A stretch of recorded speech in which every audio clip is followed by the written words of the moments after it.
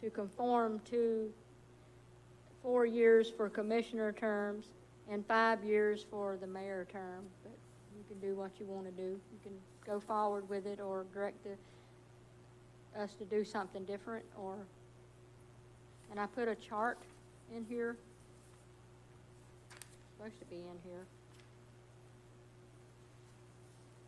Yeah, showing what it looks like when the terms are, when they start. If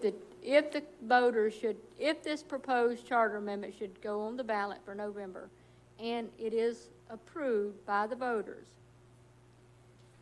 it doesn't automatically change the terms. It kicks in when that commissioner's term expires. And then those running for office at that time, the advertisement and everything, they'll be going to the new term.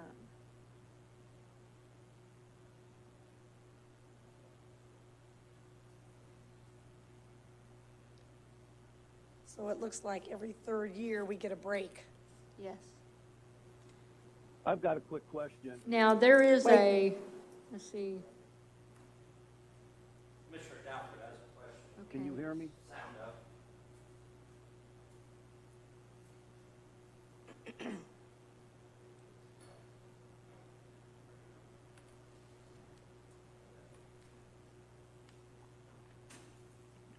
I didn't know if you could hear me. I had a question on that. We can, yes. We can. Yes, I never said 4 and 5. I said 3 and 4, sort of like Mr. Reese said on the comment. That's my first question, so I don't know how it came to 4 and 5. I don't know who did that, recommended that. And then each one of these charter committees, under recommendation, it says, it is recommended that the Board of Commissioners approve the charter amendment as directed, and then so forth and so on. Who recommended it? There's no name. So I'd like to know on each of these amendments, who recommended it? Was it the city manager? Was it the city clerk? Who recommended these charter amendments? Commissioner Douthard, we also didn't hear the first question. You were real low on volume, so if you can repeat your first question, please.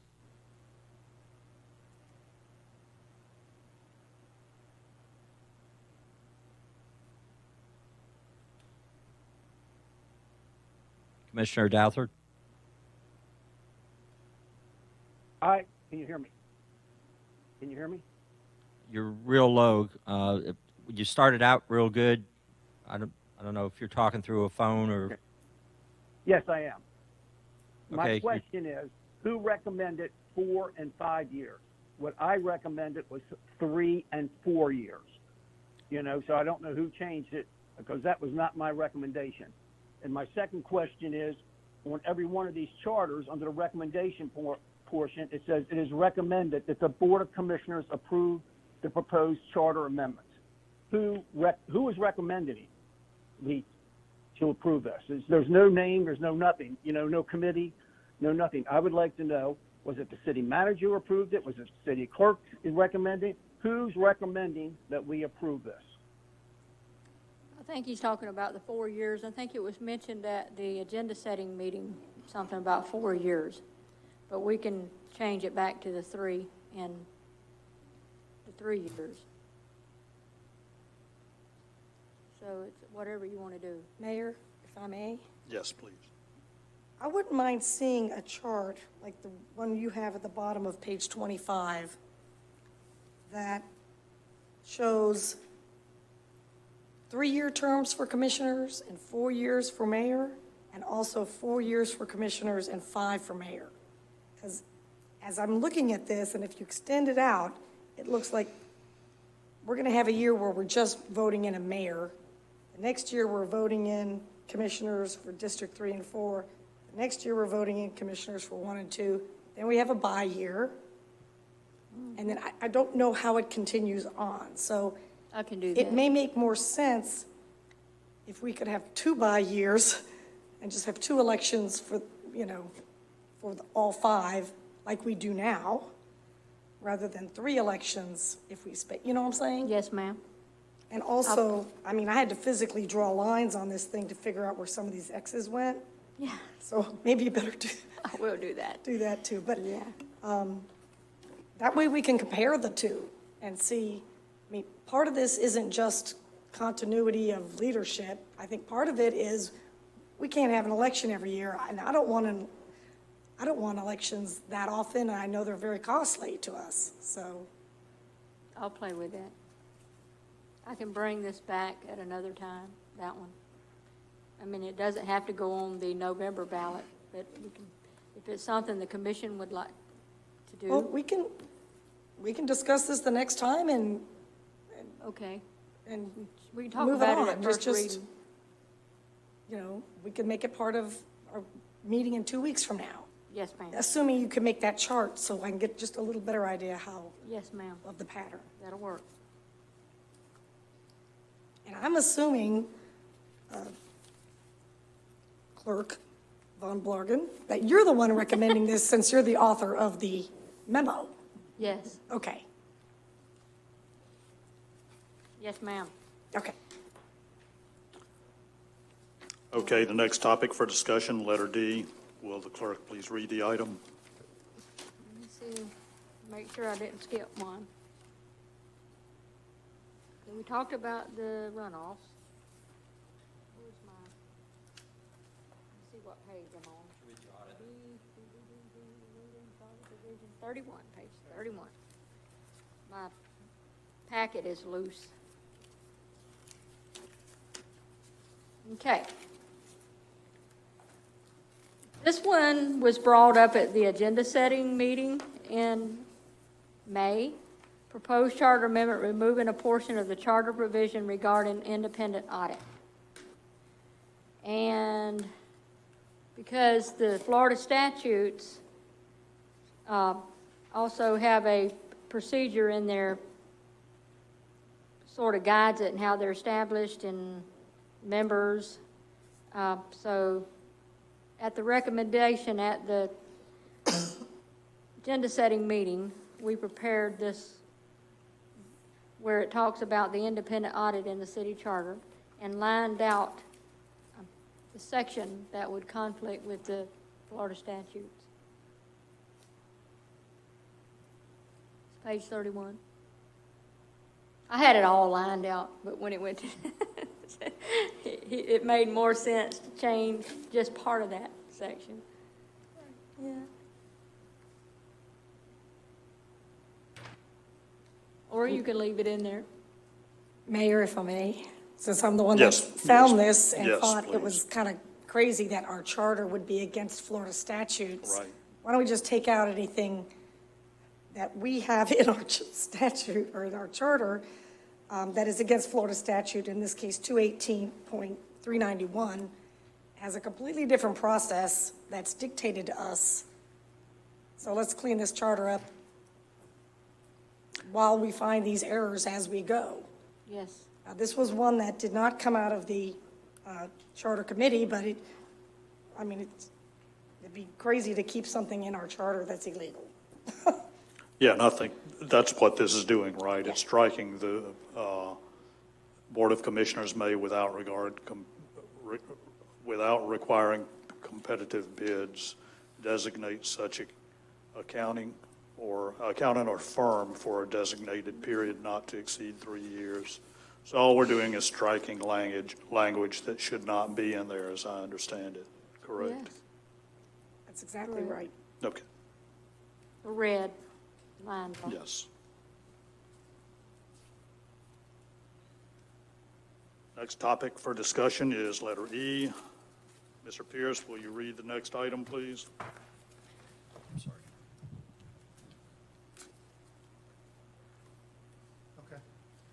Mr. Mayor and Commissioners, the coronavirus financial impact document was provided to the board at the, during my staff reports at the May 12th meeting, and we just wanted to give you time to review that so we could discuss it more at today's workshop.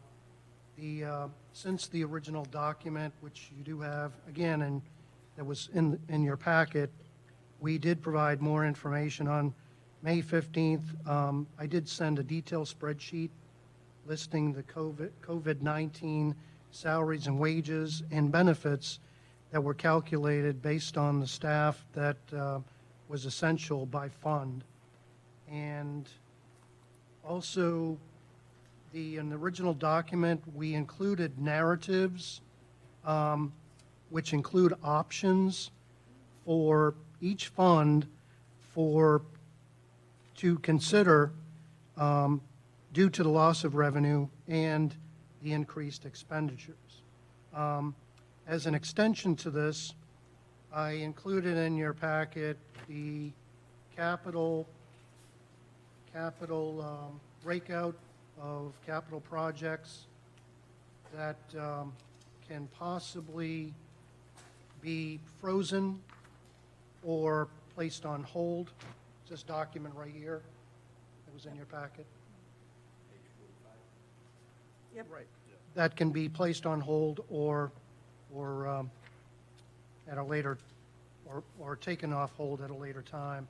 The fiscal impact, and I indicated this in the original document, the fiscal impact, just so you know where it is, it's a summary of each fund. It looks like this, Okay, what page number in our agenda is that? and that No. page is, 48, I believe. yes. Okay, thank you.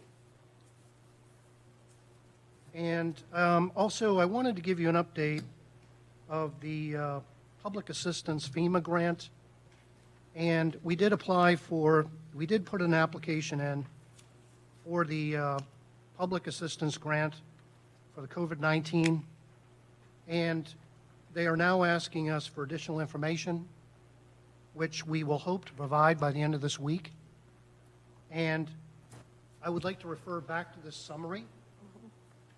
And just so you know, the total impact of the increased expenditures that we will be submitting is that $90,324 figure, which is a total of all the funds, which includes the salary that we are incurred for maintaining the essential staff and the cleaning supplies that expense that we incurred.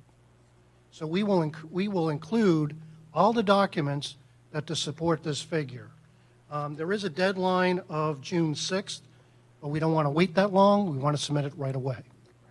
And we don't want to be tardy, and we want to submit all the documentation that's required because we want to get this money back. Now, I am optimistic. I wasn't optimistic, I will let you know, after Hurricane Irma. We had sent in a claim reimbursement of $230,000 to FEMA back in 2017. We did get it. It was in 2019 that we did get it, but it was $230,000. And I was one of the naysayers and doubters that we would ever get a penny of that. So I am optimistic, and I was proven wrong. So I remain hopeful that we'll get all of that $90,000. The loss of revenue will not be eligible and not recorded in this, but we are still looking for other grants, maybe from the federal government, that will allow us to submit for lost revenue. That's kind of a hard thing to prove, and it's hard to provide documentation for that. But you know, as soon as if it becomes available, we will jump right at it. Mr. Mayor, if I'll just add to that, there was a House bill in the U.S. Congress which rolled in there was, I think it was $3 trillion, and part of that was relief for local jurisdictions because of the revenue loss. But the bill has not gone anywhere in the Senate. I think the Senate's due back in next week in the session, and hopefully parts of it will survive the Senate. It's a little bit harder road that they want to go through, but probably the whole $3 trillion isn't going to make it, but it looks like they're going to split it up. So hopefully we get some relief for municipalities that have lost revenue during the COVID-19 as soon as we can. But we're following it. Okay, yeah, because being such a tourist town, our parking meters really gave us a big hit on this. So, Mayor, It's if a I hard may- figure to look at. If I may, I also saw that the League of Cities is also petitioning the state of Florida for cities and municipalities to get some funds, so we need to obviously keep on top of that. And I would think we could show our loss by simply saying, for the last 4 years, in the month of March, this was our parking income, 1, 2, 3, and here it is today. So I don't know how difficult that would be. You said it's difficult to prove. I don't know what you're talking about. That's Yeah. actually how we were able to determine the loss of revenue. We went back Yeah. to previous years, and we even looked at the months that were close. Right. Typically, in years past, April has been a really good month Yeah, because it's been spring break. In the past years, we have exceeded 220 or 230,000. So we also had to take into fact that we did raise the parking fees a year ago. So all that we took in consideration when we generated this projected number. yeah, good. And any projected number, it's just a best guess estimate at that time. Now, Walt, through what date is this figure, the 750,000? It's through May 8th, and I will tell you, pretty much everything ended as far as lost revenue and expense as of that date.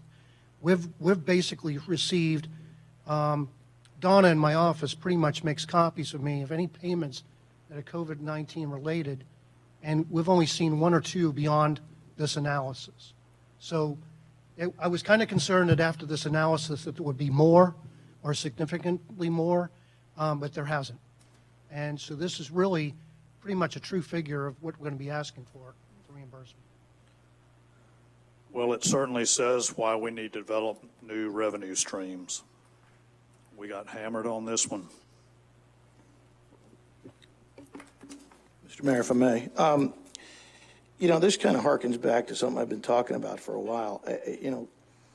We were in a situation that every other business in the country was in, and we chose to go a direction that wasn't, in my personal opinion, wasn't very business savvy. I asked Clara to provide Mrs. Kapusta's email because I think it's important that we look at this, because I've been getting asked a lot of questions about this, and especially since the packet went out, people have been stopping by the store and calling and wondering why we did what we did. And frankly, I don't have an answer for them. If we read, I know Kathy and I like Kathy. We don't agree on everything, trust me, but I think this email is really spot on. There's a lot of questions on here that I don't have the answers to. We didn't furlough any employees, okay? I don't know whether we decreased hours or not. We didn't really take any budgetary measures. In fact, we went the other way, and we were paying time and a half for a building that was closed to the public, and essentially nobody was coming in and out. I find a bunch of things on here just completely, and we can answer Ms. Kapusta's questions, because I think that we all need those answers, because we're going to ask those questions. But I look down and I look at page 41 of this document, and I'm looking at the numbers on here and the people on here, and I scroll through it, and I don't see any directors getting COVID pay, and I don't see Jamie's name on here, or Frank DeSantis, or Linda's, or Jay Hatch's, but Walter's name's on here, and Walter got an additional $1,734. And Bob, can you explain that? Who approved Walter getting this payment in a locked building when we don't have any revenue coming in from the rec center? We don't have any revenue coming in from, he's got a full staff in finance. There's no rec revenue. There's no parking revenue. There's no ship store revenue. And I've got the director of finance grabbing an additional $1,734. I can answer that. Love that. Yeah, that'd be great. Probably similar to the clerk. The clerk is also on here too. After 40 hours, and there isn't and I will say this also, there isn't a weekend that goes by that I'm not in here, and I don't get extra pay for it. And during the COVID month of April, as an exempt employee, I did exceed the 40 hours per the policy just like the clerk, I did receive this, and this is money that I didn't get during the day. This is money that I got when I was here on the weekend, compiling some of the documentation. And also with me was Patrick Cade. He's on this list as well. A lot of the stuff that we could not do during the regular day, we had to do during the weekend. So all of this was done on the weekend when we were by ourselves, and we could get some things done without having staff interaction. Walter, I worked here. I was a director here. Okay, you're telling me I could have filed for overtime? Because I got some expense reports or some attendance reports to amend. Okay, that's not how it works. Have you ever filed for overtime before? No, not at all. Okay, so we're going to do it during a pandemic, and we're going to do it when you probably had less work than you normally have. That's a question. I had more work during the pandemic than I ever had since working here. It was a very stressful period of time, and if you weren't here, and when I met with Commissioner Hodges, I expressed this to her. If you weren't here, it was a very stressful time for all the staff that were here. We didn't know how widespread this was going to be. I even had some staff that came up to me during this period of time and said, Walt, I came in, but I'm uncomfortable working. I need to go home. And that happened quite frequently. Staff sacrificed a lot to be here. I know on these weekends that I worked, I made a sacrifice because typically every Saturday I go down to Sarasota to see my family, and I didn't have an opportunity to do that. So there were some sacrifices made here, and no, this was the first time that I ever did this because it was during a weekend and weekend work. And again, there's a lot of weekends. There isn't one weekend that doesn't go by that I'm not in here. I was in here this past Sunday firming up the budget calendar. So there's a lot of weekends that I do not get paid. That's why you make the big bucks, Walt. That's why you That's a get salaried paid a employee. director's salary, okay? And the other portion of that is, I'm looking at the amount of people. Are you going to tell me that 47 employees were essential to keep the city running while the doors were locked? I don't believe 47 people. Do you have those figures? I don't believe 47 people were here at one time. We utilized some. I'm saying 47 at one time. I'm saying there were No, 47. can you just bear with me? I'll answer Go your ahead. question, please. I'm sorry. The exact numbers that were here, and they weren't all the same people. The function was essential, was the week of April 3rd. We had a total of 13. The week, now, this does not deal, I guess the caveat here is it does not deal with the building fund. Building department was open, and the sanitation fund, we needed to have the garbage picked up. The stormwater fund, we still had issues with stormwater, and the marina fund, until the marina was shut, they were up and functioning. We, on April 3rd, we had 13 people in City Hall, 19 on April 10th. These are all weeks, I'm sorry. April 17th, we had 22. April 24th, we had 22. May 1st, we had 20. And May 8th, we had 20. Okay, so we've established a new policy that directors, if they go over 40 hours, are going to get time and a half now? Is that the new policy? That's in Is the that our new handbook. policy now? That was the policy that was in existence. There is no policy that directors get time and a half on overtime. There is. There is? Somebody here approved it in the handbook, the employee handbook. Well, that is not, It was there part- has it's part never of the been a packet. director that's taken time and a half that's worked here. Well, Page 43 of the packet. I'm not sure when the handbook was last done. It might have been finally approved when I first got here, but it's in. If, I would like to make a comment, please. If the Board of Commission does not want to pay these things under declared states of emergency, then the Board of Commission needs to change the employee handbook. But Commissioner Price was just saying on page 43 of the handout under number, which is page 11 of the employee handbook, it states that if you send them home, if they go home, they're going to be paid. If they come in, they're paid time and a half. And salaried employees are paid also over 40 hours. So this is just following the employee handbook. You know, if the Board of Commission feels that it needs to be changed, then they need to look at the board at the handbook. But I know several times Commissioner Andrews and Mayor Hendricks have said, we want to give the employees more. We want to give them better. And now you're complaining about this. I think you need to read the employee handbook. Thank you. Commissioner Douthert, I'm not complaining about anything. What I'm saying is, and I said this from the beginning, I disagree with the way we handled this as a business. We had a lot of options here. And all of the options didn't include closing the doors and paying people time and a half to show up and do odds and end jobs. Okay? And that's what I was talking about. I'm here to be fiscally, John, hold on. I'm here to be fiscally responsible. And I've said that a million times. I'm not backing off that stance. And I think paying people time and a half behind a locked door, no matter how scared they were, if they were scared, you should have sent them home.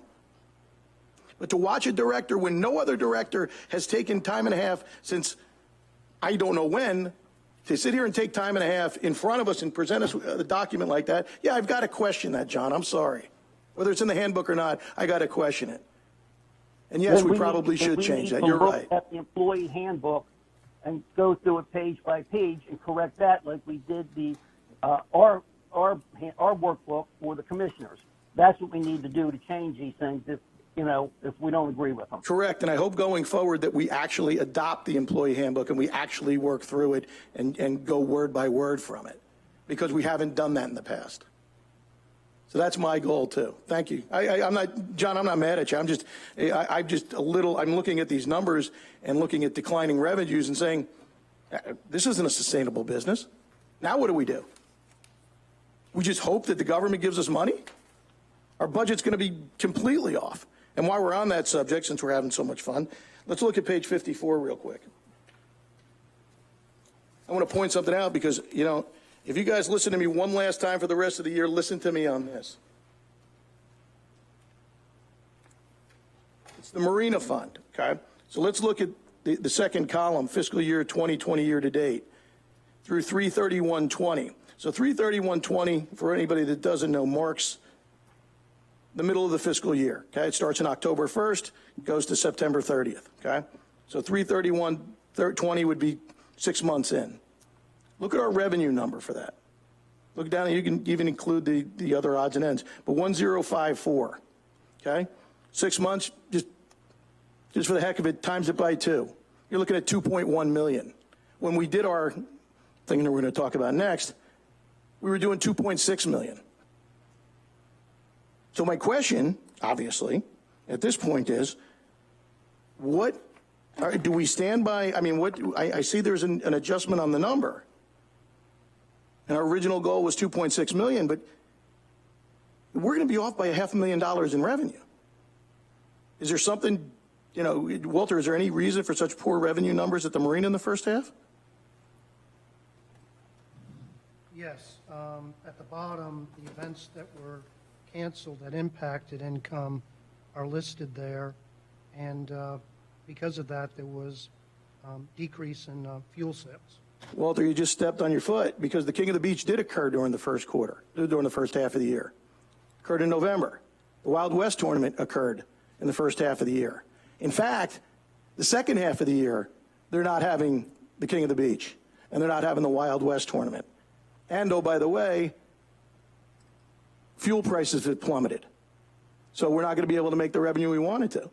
So I just want to know, if we're sitting here looking at a number of 2.4 million after getting 2.5 million, after getting through the first half of the year at 1.054, how are we going to get there? Are we going to start selling boats or something?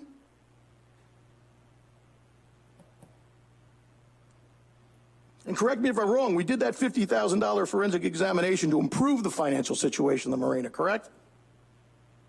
Not watch it go $500,000 the other way. I'm sorry, what was the question again? We did the $50,000 forensic examination to improve the financial position of the marina, not go $500,000 the other way. And the reasons you just gave me are not accurate. In fact, we were selling gas, we were selling everything, and we probably sold gas during April, but the ship store was closed in April. And that's included in the second half of the year. If I can say, Commissioners, Mayor and Commissioners, that we will continue to monitor this, and we got another financial report coming up that I'll have available at the June meeting, and we can revisit this, and I'll also try to provide some additional analysis in lieu of that. Okay. And the last question on the marina. You know, a while back you proposed a financial analyst for the marina, and that request was turned down by the board at the time. And then there was a bookkeeper position that was advertised, and you went through the hiring process, and that got squashed. But I do have a question for you. I was told that you hired a financial consultant to train the marina manager on how to do the financial aspect of his job. Is that true? There was a consultant hired to help with, she was a QuickBooks consultant, hired for just 2 months. That contract has been expired. It's no longer in effect. You hired somebody to help the marina manager do his job. Again, the consultant was After hired. you were told twice not to hire a financial person for the marina.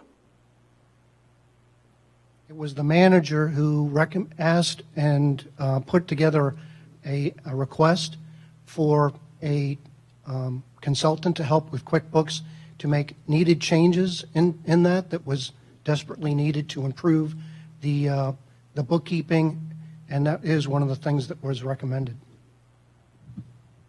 But you made that request twice, Walter, and it was turned down. Bob, I mean, we can talk about it all day. I'm just asking if we did this after being rejected twice. You turned around and hired a financial consultant to show a marina manager how to do QuickBooks. We didn't hire anybody, and You hired a consultant. can I finish, please? We didn't hire anybody, Vice Mayor. What we did, the request was to hire a person on the city payroll. What we did, we contracted for training with QuickBooks and to modify the program so it fit the need. And the training was just not with the director, and correct me if I'm wrong, my understanding it was the director and Mr. Crabtree as well as the assistant director. One other comment, Chris Tarkington, who's no longer with the city, he left us in April, which is a loss for the city. He was going down to the marina every day since last March to help with to supplement and help with computing their daily cash reports. He would stay down there, make sure they were balanced, and then bring them back to finance. And he was doing that for a whole year. Not too many people know that. And we had other things that was on his job description, but you know, we asked him to do that, and it did make an improvement. How come Chris Tarkin didn't teach him how to do QuickBooks? And why didn't we need somebody to train the former marina staff how to do their financials? Never mind. Just move on. Well, I've got a question too. If the audit was so important on the marina or the examination, why did it take us a year to get someone in there? That's rhetorical. You mean for the director's position, sir? Yes, that's correct. I mean, it seems as though we've gotten, and I don't want to be getting into this up here really, but I will just leave it at the marina needs some work. Mr. Mayor, just want to comment. That position was in the budget for 2020, and once we crossed into October, that position was filled, and I believe it was filled in November. It went vacant in December of 18, I believe it was. I just know in November, that's when we hired Jamie on for Public Works. So it was sometime after November when that position was filled. I don't remember the date. But I know when it went vacant, Right. we actually made that decision, or the previous commission, decided to go ahead and split the two positions. And, to be quite honest with you, I think that was more than somebody could chew back then. And I know, Mr. Marsicano did, but he handled both jobs. And it took us a year to replace him, although we had an emergency to do an audit on the marina. Okay. Mr. Mayor, if I may, I want to comment on this corona fiscal impact. And what struck me the most about at least the salary part is the sanitation fund had the number one increase, $15,300 plus increase, which I can kind of understand. Presumably, these people are out cleaning and doing things other than their regular job, right? I can't understand why finance is number two at almost $9,000. And I'm floored that recreation is on here at all with $5,000 of the money. Because we didn't have any events going on. And if you turn to page 59 of our packet, the list of essential employees, there's over 50. There's only 3 people on this list that are non-essential.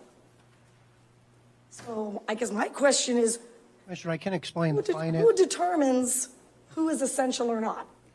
Can I address the finance piece, the question? Yes, you may. Let's start with that. We did change, we did accelerate our accounts payable payments from a once a week payment to 2, because we wanted to keep more current with our payments. But we also, we had payroll every other week or biweekly. We changed that to every week because for several reasons, to pay our staff more frequently so they could have money available for them and their families. But also, the most important part was to keep, if we ran payroll each week, we could keep track of it better for FEMA reimbursement instead of biweekly. And so, but once we went back to everybody was together again, or actually after May 8th, we went back to one check run a week and then biweekly or every other week. But when you're running that many checks, that takes time, and that takes that's really the effort that was being made at that time in finance. Well, I don't know how smart that decision was. Why would you do something counter to your, well, here's the big question. Are we still paying people under emergency? No. Okay, thank you. I didn't know if this group had to get together and maybe we should do that anyway, since we're pretty much opening up. Commissioner, as I indicated to the mayor, as of May 8th, this document is pretty precise in their numbers, and pretty much everything stopped as far as salary related to essential staff and for supplies and cleaning. Okay, let's talk about how someone gets designated essential. Who does that? And presumably it happens for each emergency, right? Because a hurricane would be one set of essential people, and then something like coronavirus. How did it come to be that everyone except 3 people are essential? Well, to answer your first part of it, yes, it is. Depends on the emergency. We've never been through a pandemic. Right. First off, you can look at a blank page, and that's the amount that was written on pandemics and how we handle them as a city prior to this in February. So basically, hurricanes, yes. You have fire rescue. You have management staff that are here to take care of the items. Usually you're not in a longer duration, so if for a period of a couple of days we don't have somebody to answer the phone, that's not essential. We maintained telephone contact during the pandemic with all of our citizens that would call in. Number one, a lot of them were afraid too. We all were. Right. Being afraid should never come into this conversation. We're talking, why are people designated as essential? I'm trying to explain to you, okay? Well, Answering the phones is essential, okay? It's not just 2 days. Answering the phones was very essential, so we kept that communication link with our citizens. And so we needed somebody in there to answer the phones. We couldn't have the volunteers in there, okay? So that position, it's more the function was essential. The people, the amount of people, they changed. As we had people that were available and people that weren't, that function changed. So when you look at the number of 47, it's the realistic number on each week is those numbers that I read out to you, what was occurring. But they were positions, not necessarily the same person. well, that can't be true because I've got recreational leader 3s as essential and also non-essential. So it looks like we're handpicking people who are essential or not. It was the availability of the staff that we had. I left that to department directors. I didn't micromanage them. There was a lot of things going on at that particular Well, I'm time. extremely disappointed in the rec center for this whole child care director. We paid a child care director time and a half the whole time we had no kids. I can't answer mean, exactly where I'm a little surprised, that's all. I know it's done. We're going to try to get the money back. I'm going to quit beating that drum. But in the future, I think we better have a heck of a better policy on who gets paid and who is essential and not have it as squishy as we do. And I'm very disappointed in our directors that everyone thought every one of them was essential, when we know it wasn't. You Mr. know? Mayor, may I? Yeah. One interesting point, when I went back through our file and the chain of events, the first 2 COVID-19 cases, one was in Hillsborough County and one was in Manatee County in our state. So right away, there was a heightened alert that we went through. And, you know, we can sit back and second guess things. And if I had it to do over again, sure, I could tell you there'd be different things I'd look at. But there was nothing written. And we were just trying to deal with what other communities are doing to help so we do things on a more unified basis. There were a number of days I spent most of the day on the telephone just with conference calls between the county and the neighboring cities and the managers and even the state EOC. So there was basically a lot going on. I'm not giving you any excuses. I'm just telling you, as we went through that progression of the event, we were trying to do the best that we could. And I do have some recommendations that if we can address that policy in our handbook and make some changes to that and bring it forward to y'all to vote on at a future meeting. I say this tongue in cheek, but aren't we essential? No.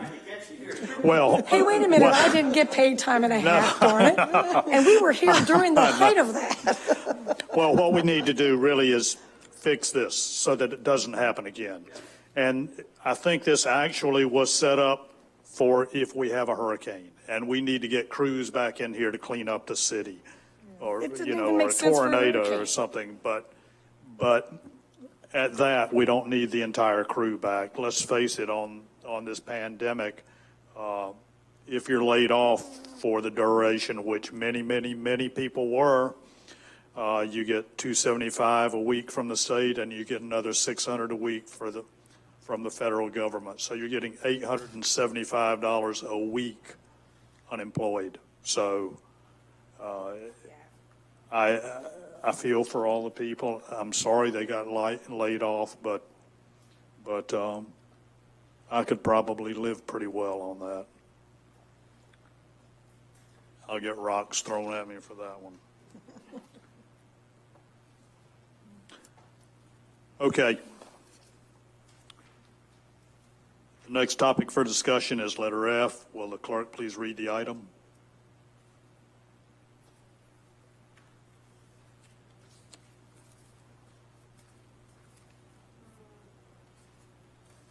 I actually think we have covered quite a bit of this just in our discussion. This one's payroll journal for February, March, and April. This was one of the items added at the agenda setting meeting, and the information was provided. Yeah, actually, I just have one quick question on it. If you guys will look at page 85, please, of our document.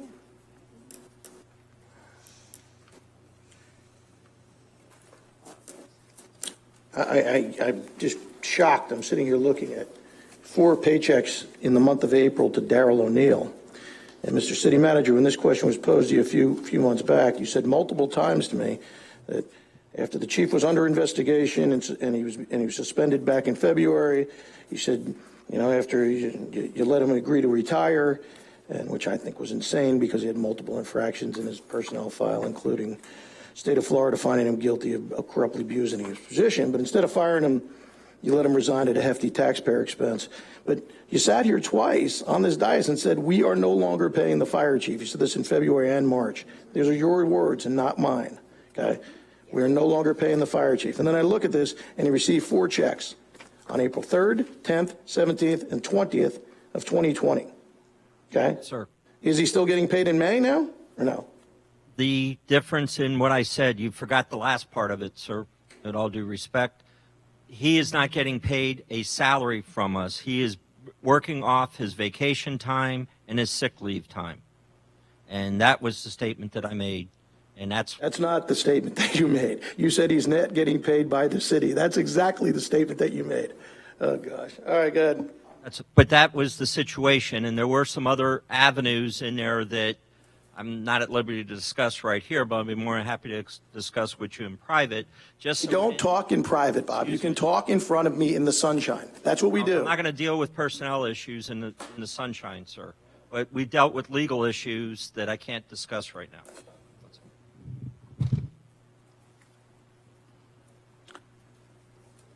Next topic for discussion, letter G. Will the clerk please read the item?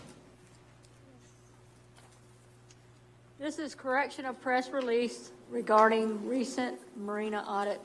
This item was also added at the agenda setting meeting in May. And it was talked about at several workshops to bring forward to put something out to the public correcting And what was said. what page is that on, Clara? 189. 189? On page 189 of 231, there is a draft media release. And then, starting on page 190, is looks like the article that had ran in the paper by Wayne Ayers. The Beacon.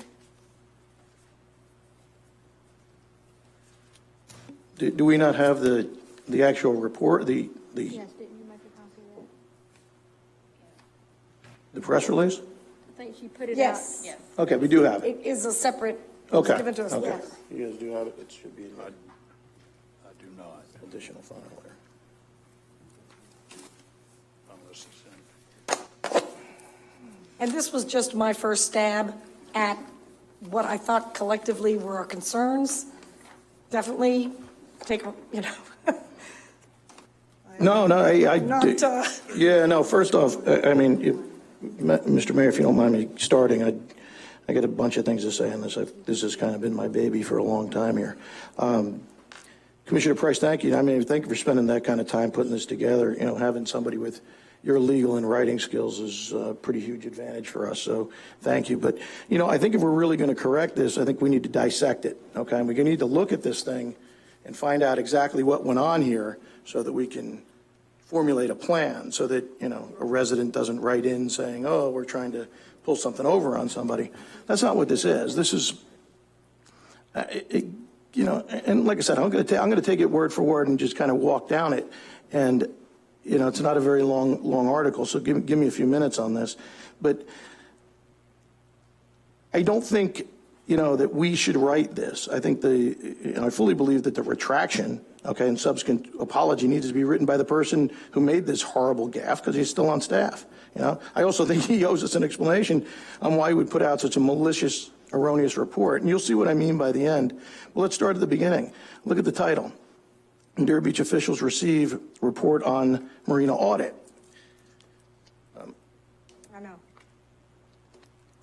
You heard Mr. Noren's comments earlier. This wasn't an audit. Okay, by the auditor's own admission, it wasn't an audit, okay?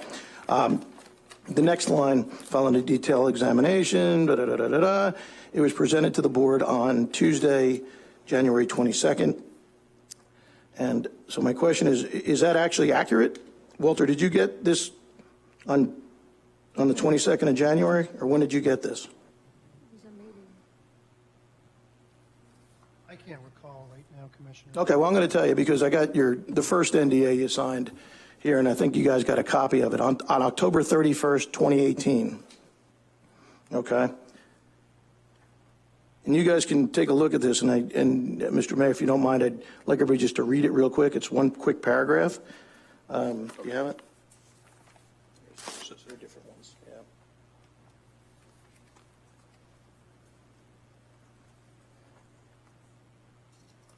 Okay, so my first question is, why are there non-disclosure documents signed back as far as October 31st when this thing didn't come out until January 22nd?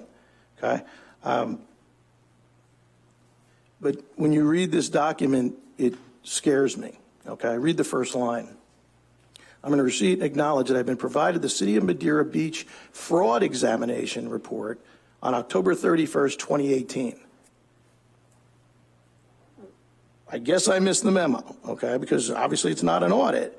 But when and why did we investigate fraud?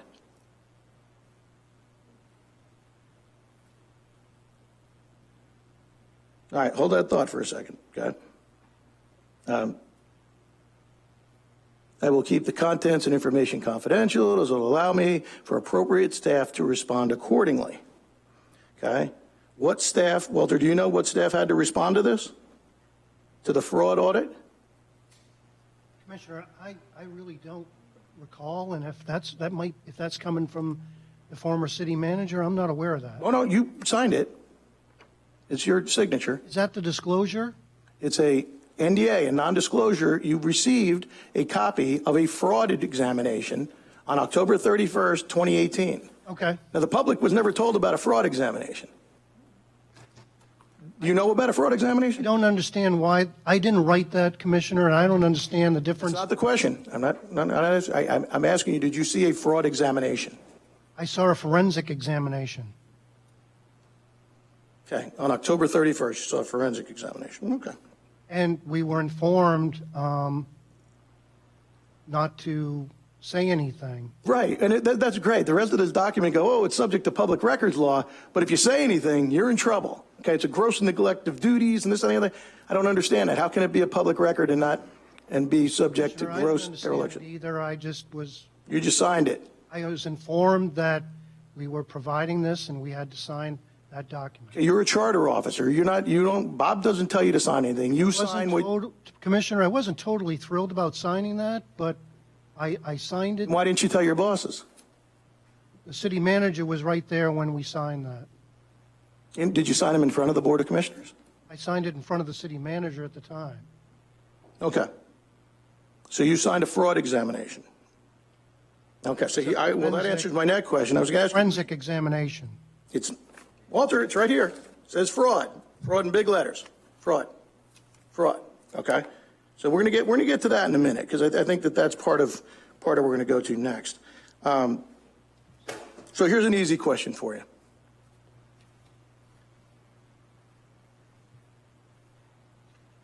Was there any fraud found? Did you find any fraud? You're the city treasurer. Did you find any fraud at all in the marina examination? We'll just call it the marina examination for I now. did not do the audit. You read it, though. I'm sorry? You read it. You're the city treasurer. You're in charge of our finances. Okay? This was a $50,000 forensic examination. You were in charge of it. Okay? I wasn't in charge of that. Who was in charge of it? Commissioner, I'm trying to answer your questions. You're talking over me. Oh, I'll wait. Go ahead. Who was in charge of it? The city manager is the one that directed that examination. And he was the one that controlled how and when it was dispersed. It was not my authority or anything that I had to do with at all. Okay, you're answering And the question the I day didn't that I ask. signed I that, didn't ask you about the disbursement. trying to answer your question. No, you didn't. No, you're not. You're talking about Today- disbursement. I'm going to ask you another question. The day I signed that, I wasn't aware of what he was giving us at the time. Did you just say that out loud? He presented that to us. We Never didn't know mind, what the Walt, that's meeting fine. was You're good. about. We met in a conference room. He provided that to us, and he asked us to sign those documents. So my question is, was any fraud found? Did you find fraud? You looked at the documents. Was there fraud? To my knowledge, no, sir, there Okay. wasn't. So if it was a fraud investigation and there was no fraud found, shouldn't that have just concluded the investigation there on October 31st? Could have been done and saved ourselves an extra $35,000? We'll hold that one. Okay. The next line, the report shows marina losses totaling more than $550,000. Bob, you want to answer that one? Did we lose $550,000 in revenue at the marina? I wasn't here. Okay, but you've already answered before saying no. Walter, did we lose $550,000 in revenue? Commissioner, I feel uncomfortable about answering some of these questions. I really do. You saw the topic. You saw the topic. So you're not prepared, is what you're saying. Commissioner, I feel uncomfortable about answering some of these questions because a lot of this is people are forming their own opinion, and I would prefer not to, just to stick with the facts. Isn't that what we're doing? I'm asking you factual questions. I'm asking you, did you do this? Did you find fraud? I mean, there's a couple of things in here that refer to you, Walt. We're talking about, we're trying to save a man's career here, okay? We're talking about how this document impugned the character of a 17-year veteran of this city. And you, according to this, Mr. Hauser's concern led City Finance Director Walter Pierce to have the finance staff perform an on-site evaluation of operations at the marina. Okay? Let's talk about that. Are you comfortable with that? Can I answer that question? It wasn't a question yet. Okay. Okay. Who performed the on-site evaluation? First of all, in 2017, about a couple months after I first started, and when he was doing the audit, and I've made this comment before, John Hauser made me aware that the cost of goods sold in the store, and especially regarding the fuel, were not figures that he was comfortable with. And he showed me that analysis. I then brought it to the city manager, Chief Darrell O'Neill at the time, and it didn't go anywhere. When the auditor came back in 2018, he went with me again, and again, it was the same story where the cost of goods sold weren't adding up or coming to acceptable figures. And I brought that to the city manager, Evans, at the time. And that's all I did. And then it was his job, or it was his responsibility to take it further. And that's what he did. That wasn't the question I asked you. I asked you who from your staff performed the on-site evaluation. What on-site evaluation? Well, it's in your press release here, man. It says that after John Hauser concerns led the finance director, Walter Pierce, to have finance staff perform an on-site evaluation of operations at the marina. Everything in this. When we did go down to the marina to look at some of the functions and the procedures, we did do an analysis, but it was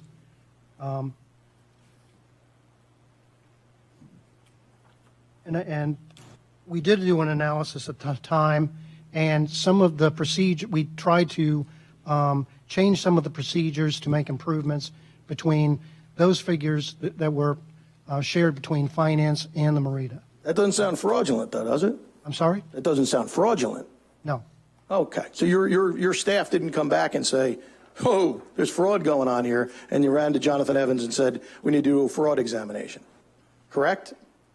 There was no mention of fraud during. No mention of fraud. No but we did a mention of fraud exam- during that Okay. period of time. Let's talk about John Hauser for a second, because you've mentioned him a couple of times, and I know John pretty well now. And John stood up here, and I'm going to quote him.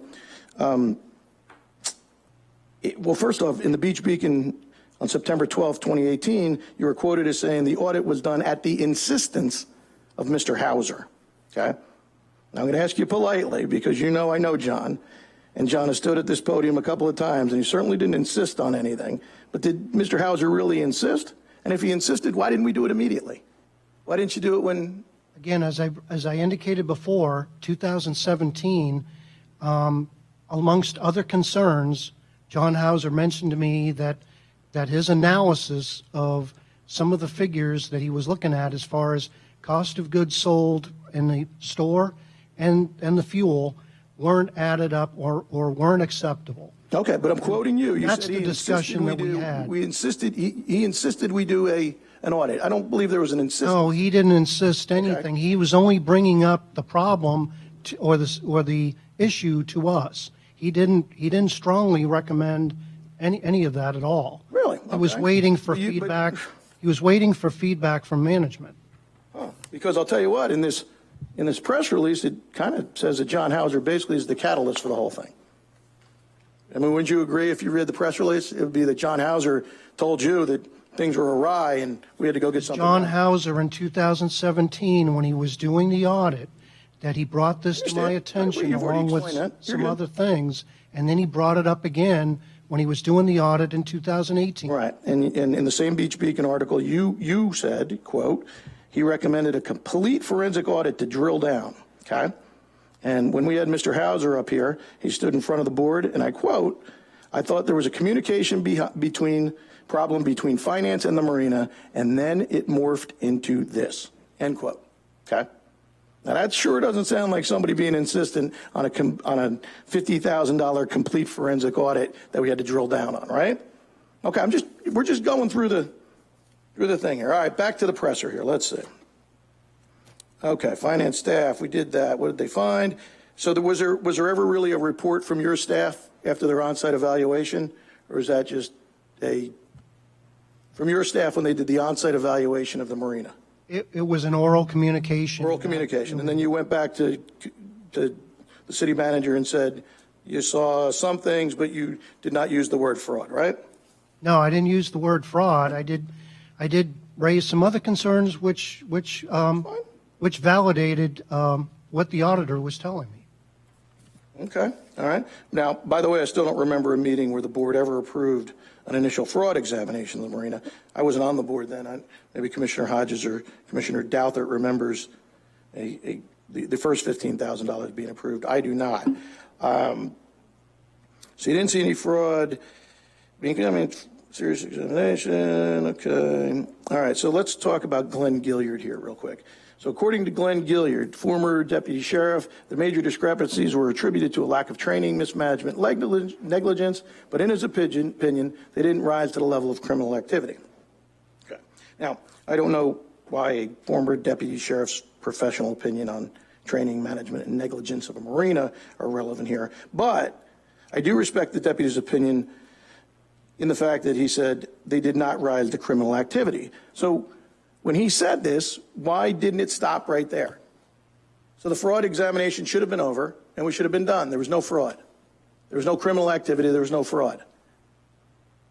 Okay, let's keep going. The auditor spent 6 months reviewing the marina's operation, 6 months reviewing a small marina books over the course of a couple of years. Interesting. All right, investigation, interviewing all marina staff. They didn't do that. They interviewed the marina director stood here in front of us. So they talked to him for 15 minutes prior to the investigation, and then they never spoke to him again. And then they found no fraud, and they still didn't lock arms with him and say, hey, you know what? For the betterment of the city, let's figure out a way to make the marina better. Okay? So I'm still kind of curious about that as well. Tone at the top, yeah, well, we're taking the advice of two guys that have never run a marina, the 25 recommendations, which I go through them all, but you'd think I was doing stand-up comedy.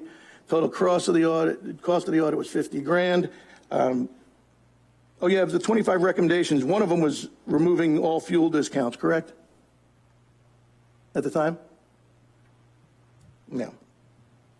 How's that one working out? Okay, and then we're talking about the $25,000. The report came out in August. Nobody saw it. Then again, in October, and then we don't see it until January. So we held it until January for some reason that you don't know, right? You don't have a reason why they held the report until January? No, I don't, Commissioner. Okay, okay. All right.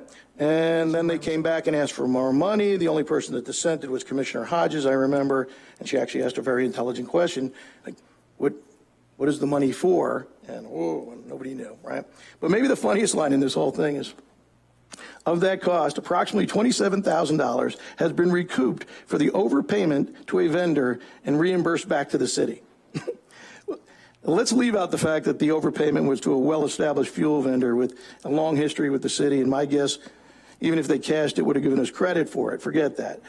We just gave press coverage, okay, to investigators for uncovering incompetence in our own finance department, Walt.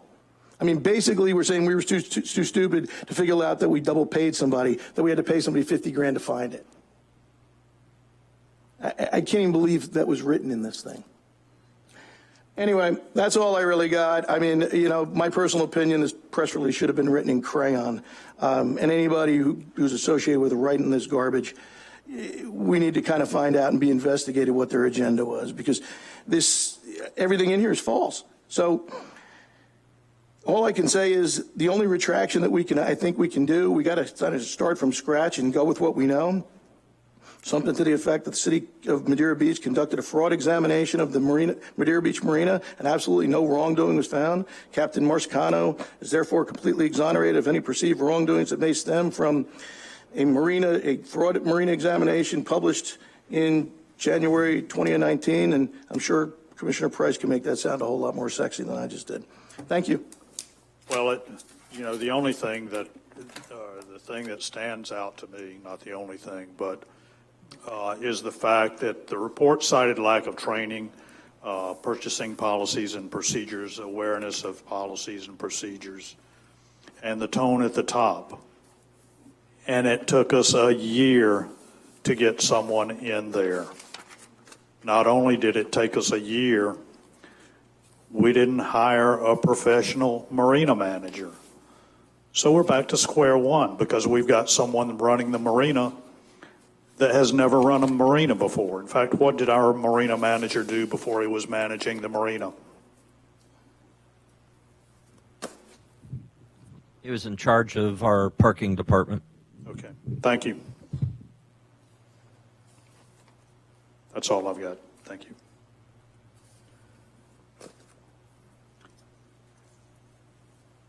I would like to ask a couple questions, please. Mr. City Attorney, if we put this out apologizing, are we not setting ourselves up for a lawsuit? So the simple answer to the question would be no, unless it's defamatory or slanderous in nature. And based upon my review of the draft that was provided in the packet that was sent out to all the commissioners and the public, I don't believe that it does slander or defame anyone. I don't believe that it would cause a claim to be made against the city. Okay. Another statement I'd like to make is I do not want my name associated with this release, period. I disagree with it wholeheartedly. I've had many, many calls that people are calling me and after reading the agenda and saying they're very upset about this. So I don't want any part of it. So if you want to say, you know, Commissioner Price, Commissioner Hodges, and Commissioner Andrews, and the Mayor Hendricks want apologize, that's fine and dandy. I do not want to be associated with it. Thank you.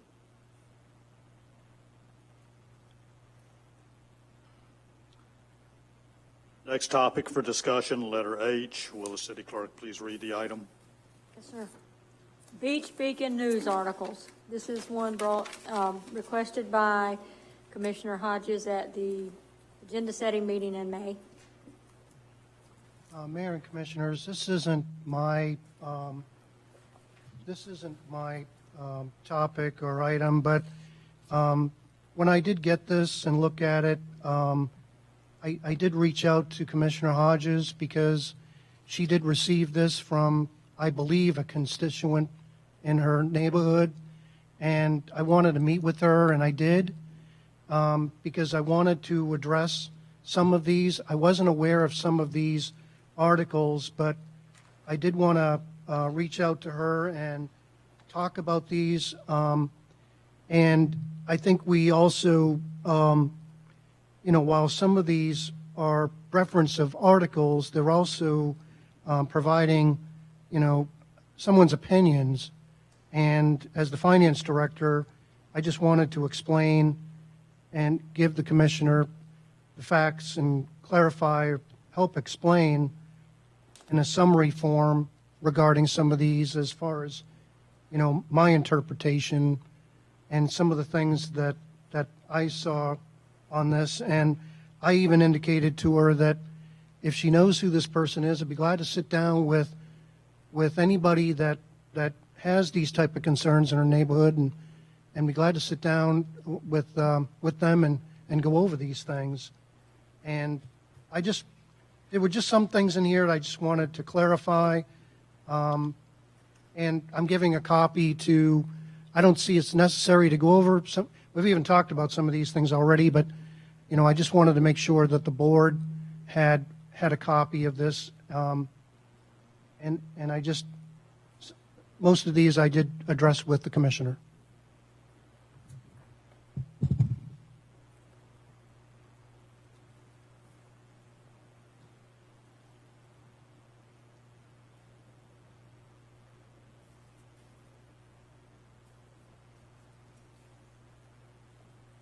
Mayor, if I may ask a question? Yes. I'm just looking at number 1 here. When you saw that the Marina investigation was being referred to as an audit, and that I'm presuming you understood how this document was being used, primarily against the people mentioned in it, telling them the tone of the top was unethical. Basically, the place was run terribly and bad decisions were made. Why didn't you stand up and say something? And when you saw that document being used and twisted, and the way it was even originated, I would expect you to stand up and go, wait a minute, you need to stop this. This is not what it was used for. And you're the one that paid the $50,000 out of our coffers. Didn't you say, hey, this isn't what we paid for? Commissioner, again, it was the city manager at the time that took the lead on that based on what I informed him of what the auditor informed me. He took the lead on that. He was responsible for it. And as far as questioning the contents in the audit, yes, we had some discussions with them, and there were some questions, but overall, I didn't want to interfere with their conclusions and their recommendations. I thought their recommendations were sound, and we've completed most of those, and we're still trying to make improvements to those, even though most of them have been completed. Most all of them have been completed. So we're not done in trying to make things better between the marina and to improve their software and some of the technology that they can use to make things better. So your answer is, even though you're our treasurer and you saw this document being used politically, you didn't stand up and make the best decision for Madeira Beach by saying, hey, wait a minute, you just let City Commissioner Evans ramrod this through and put out a press release. That's not what I was referring to, Commissioner. Well, that was my question. So I had to go with what those professionals saw and what they did, and accept their report. And in accepting the report, I accepted their recommendations, and those recommendations are my job to make sure that those type of things are corrected. So it's the recommendations based on their findings that I hold true, that I take as a finance director to try to improve. And there isn't a week that goes by that I don't think of those 25 recommendations and how we can make them better. So that's what I think of when I look at that report and I see those recommendations. That's what I think of. How can we make things better going forward? Walter, you've made the statement, excuse me, Mr. Mayor. Walter, you've made the statement that you would do this audit all over again if you had the opportunity. You still hold by that? You made the statement at least 3 times. I just wanted to follow up with that. Mayor and Commissioners, there were some good things that came out of this. Can you name them? Can I talk? Well, I'm asking you to name them. I mean, you're making a statement. Please name the good things that came out of this. Commissioner and Mr. Mayor and Commissioners, I will repeat one more time what I took out of the examination were the recommendations that they made. Based on their findings, those recommendations, those are the good things that I saw that came about, because not only does it put the burden on the marina, but it puts the burden on the finance department to help to make sure that those things are corrected. A lot of those are financial and related, and I see it as my department, and I do think that my department has made a whole lot of inroads in taking and curing a lot of those recommendations. And we're not stopping. We're going forward. And we're not happy with where we're at. We want to make it better. Would you do the audit again? That was my question. If it provided the same recommendations, yes. You'd spend $50,000 of the city's money to do that audit again? Okay, that's the first question. Second question, which one of the 25 recommendations that you say you think about every day, day and night, have helped benefit the marina financially? I think the dailies the daily reports and trying to get them better, and trying to perfect those so that we don't incur some of the errors that have been happening, and we've been doing that, and we've been making a lot of inroads in doing that. So I don't think we can stop continuing to make that better, but perfecting those daily reports that at one time, none of them balanced. When I first got here, none of them were balanced each day, and we had to make corrections, and the corrections that we made were not a lot of times communicated to the marina staff. So the communication, I believe, has improved as well. You can blame that on anything, but I think the communication has improved as well. Okay. Well, I mean, thank God they didn't give us 50 recommendations, because we're down $500,000 in revenue right now. And oh, by the way, number 11, I do have the letter for you that you wrote to the Beach Beacon that you wrote to Wayne Ayers, questioning and asking for a retraction, and he laughed at you. But I can provide that for you if you don't remember it, Walter.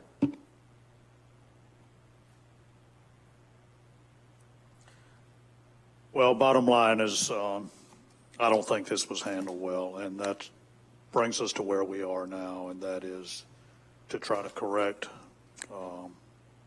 past wrongs. And so with that, let's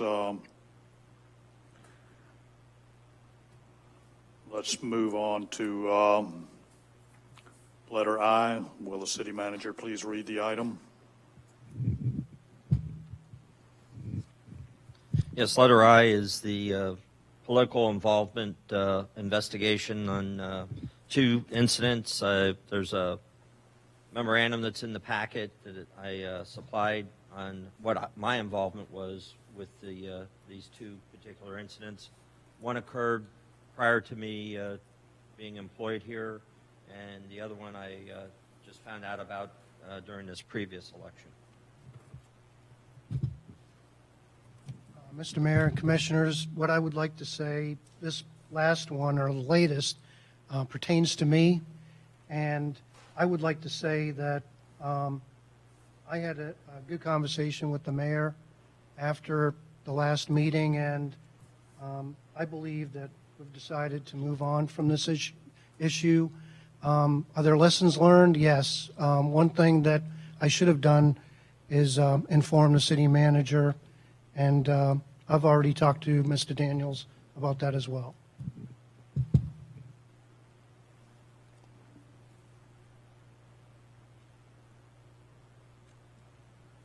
Next topic. Oh, I'm sorry. I've got a couple of things to add. Patty, can you pass these out, please?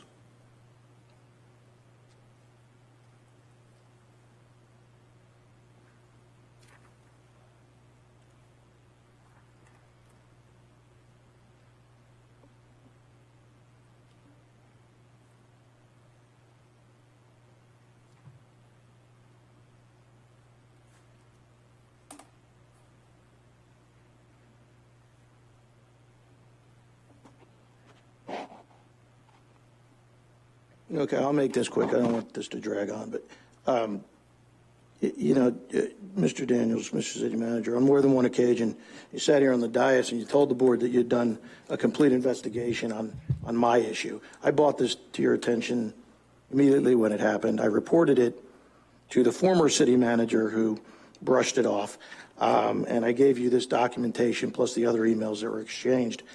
And you told me you'd done a full report and a full examination, and all I'm getting here is a one-paragraph memo about what went on. And if you all read this, and don't bother with the first paragraph, that's about a candidate forum, but Mr. Mayor, if you'll indulge me and let everybody read this real quick, it's a very short email from Mr. Presser to me when I was a private citizen running.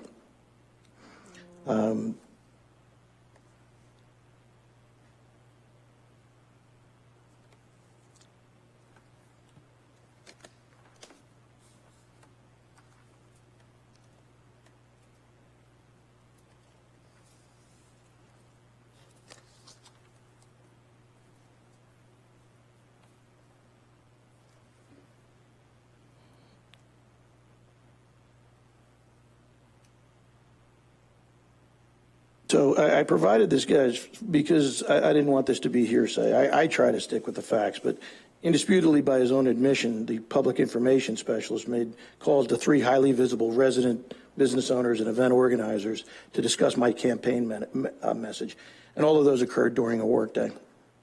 As a municipal employee, especially one that controls information flow, you are prohibited from having any political activity at all whatsoever during the workday. In fact, somebody that controls information in an election for a city that he works for makes it 100 times worse. This is a violation of Florida Statute 104-31, also violates our charter, Resolution 0706, 9901, and Ordinance 837, as well as the Employee Handbook 1002. In the memo, Mr. Daniels he says he talked to the aforementioned Pam Rasmussen, who said that the call was highly improper and politically motivated.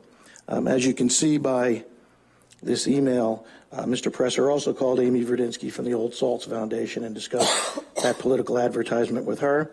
He then called Sonny Flynn, the director of the Seafood Festival, to discuss the political advertisement with her. Both ladies called me immediately to let me know what Kurt Presser was doing. I guess, Mr. Daniels, I know you're a former police guy, and why didn't you contact Mrs. Verdinsky and Ms. Flynn on this? What if one of your investigators presented you with a report like this after only interviewing one of 3 witnesses? Okay, first off, this occurred prior to me even being here, and it was an issue, and I had explained this to you before, but I'll go through it one more time. Oh, please, yeah. I'm more than happy to, sir. It was an issue where we dealt with a former city manager, and it was a directive from that city manager to look into, are we losing these events? How that started, obviously you had mentioned to me verbally how that all took place, and it was you consider it to be a fact-checking situation. The bottom line, this occurred in March of 2019. I started work here in July of 2019. So it was an event that was already dealt with by the prior city manager. It's something that he should have, if he ordered an employee to do something and the employee does it, now we want to go back and deal with the employee. And other than warning him not to be involved in political activities, as I have all of the staff, I cannot go back and discipline him for something that I wasn't even here on. The reason why I didn't interview everybody, I knew of 2 people. I never saw this email. You saw that? Oh, come on, Bob. Jeez. Let me put it this way to you, sir. I never remember seeing this email, okay? When I went through and did the investigation, I knew of the 2 people. I've even restated this before, the 2 people that were witnesses. And those, I contacted Pam Rasmussen, and I contacted the former city manager. I could contact more people, but it doesn't really change the fact that he was told to do this by the city manager. So you're saying it's a war crime? Is Is that what this is? This isn't a war, sir. Then what is it? What, I mean, This is an issue. we had two dealt with people. when the Well, former city of course it should have been dealt with, and he didn't. He blew it off. I was just a citizen at the time. I presented this to you. You told me you'd do a full investigation. Here's the problem, Bob. What he told you, that he was directed to do this, is different from what he wrote to me in this pompous little email, basically telling me to mind my own business. Okay? I also believe the residents, this is the most political statement. The last line, if you don't think that's political activity, sir, I don't care when it occurred. It occurred on city time. The date of this email is March 3rd. Correct. So that gets me to my next point, Bob. You can stop there. So you investigated something on Andrea Gamble. Do you remember that? I'm not going into I'm not going into personnel activity. But that was something that happened prior to you being here, and you wrote her. I mean, you're going to tell me that she resigned, of course, but I believe I saw the email. Did you see the letter as well to Ms. Gamble? Did that look like she was given an opportunity to resign, or this was a get out or you're going to be forced out? Now, that happened. Mr. Douther called you on a Monday. You had a full investigation done by Wednesday and full investigation done by Tuesday, and Andrea was gone by Wednesday.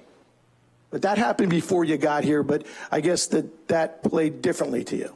Can you tell me why? July of 2019. I'm sorry. Hold it. Were you there? You asked me a question. Okay, you weren't here when that happened, correct? No, sir, I wasn't here when that happened. Okay, and if it was so heinous, Mr. Douther could have reported it back when it happened 4 months prior, right? It didn't happen 4 months prior.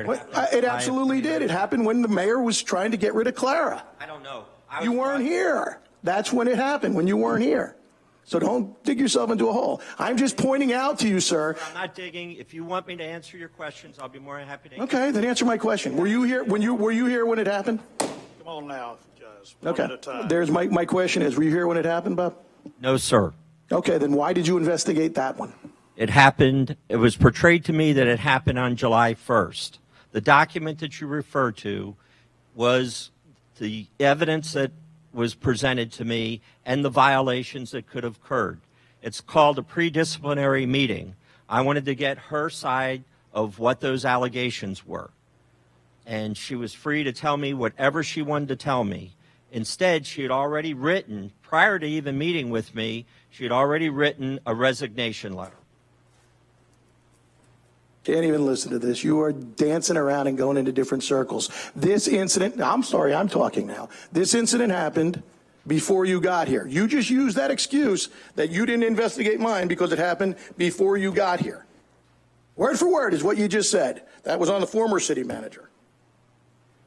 No, sir, that's not what I said. I said there was a former city manager that gave a direction. That's what I said, sir, and that happened back in March. If I would have found out about this incident and there wasn't a directive involving a prior city manager, I would have taken a different stance, okay? This happened July 1st of 2019 as it was portrayed to me. I never even got an opportunity to get her side of the story. She didn't want to give me a statement. She decided that she wanted to resign.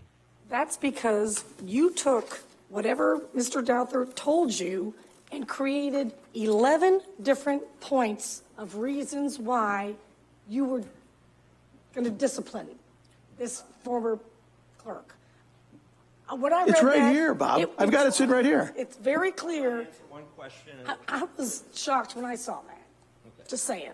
I wasn't going to bring this up, but now that it's out here, I was very surprised. Well, and that's fine. I'm more than happy to explain to you, when you do a pre-disciplinary meeting, you want the individual to know I didn't investigate it yet.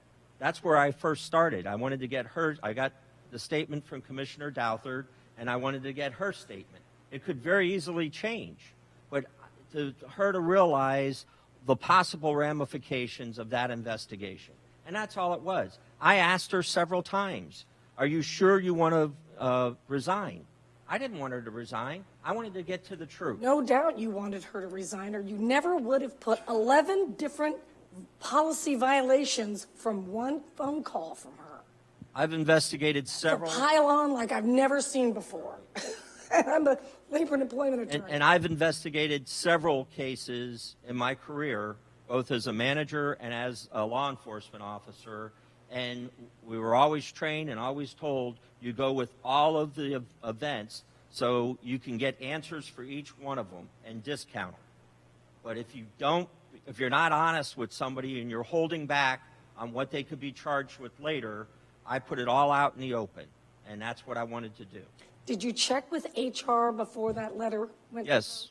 And we need to make changes there too, because that document is unconscionable. I mean, for And it what happened. apparently went through our previous labor attorney as well, so.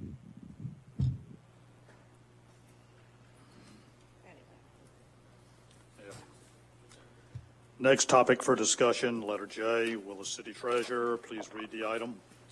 Yes, Mr. Mayor and Commissioners, this is renewal of an IT advanced security agreement we have with Network People. This is the sixth renewal, and this is was started in 2017 due to a cyber attack that happened in December that month. That's fresh in my mind. I remember that day. And Network People have pretty much kept us, our city, out of harm's way, and not had any significant attacks since then. I believe we have Hunt Brand, who's a Chief Technology Officer, and Elias Leslie, who's Chief Information Security Officer with Network People, and they just want to do a small or a short presentation over the phone, if they're available. Yep. Yeah, I'm here, Walter. Okay. Thank you, Walter. Thank you, Mr. Mayor and Commissioners. I appreciate the opportunity to give you all a brief update on your cybersecurity status. With me tonight is Elias Leslie. He is our Chief Information Security Officer. And I'm happy to report that the status of the city is good. There have been no attempts that have succeeded during the last period that we're checking. I wanted to give you an update on the cybersecurity environment, just as an overview, and then I'm going to turn it over to Elias to kind of give you some of the details of what he's been tracking in his team to help keep us protected.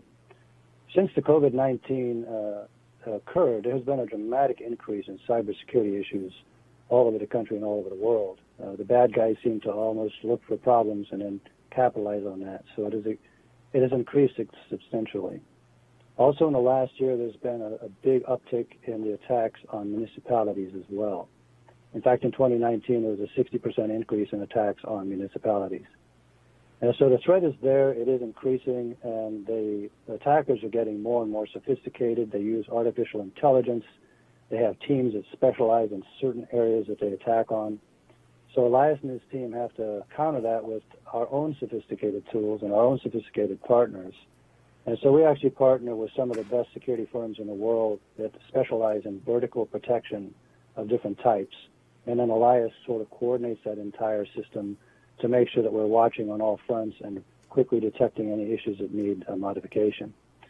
One of the things I wanted to stress tonight is that oddly enough, one of the most important aspects of keeping you safe is training your staff and yourselves on how to look for emails or other phishing attacks, because even though we've all heard the term, they are actually quite successful.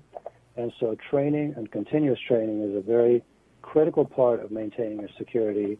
And the staff at the city have been very good about making sure that that stays up to date. And we've been having some good success with the team on that, but we want to certainly keep that up. So what I'd like to do now, if there's no questions specifically, I'm going to turn it over to Elias to kind of give us a high-level overview of some of the steps that he and his team are taking.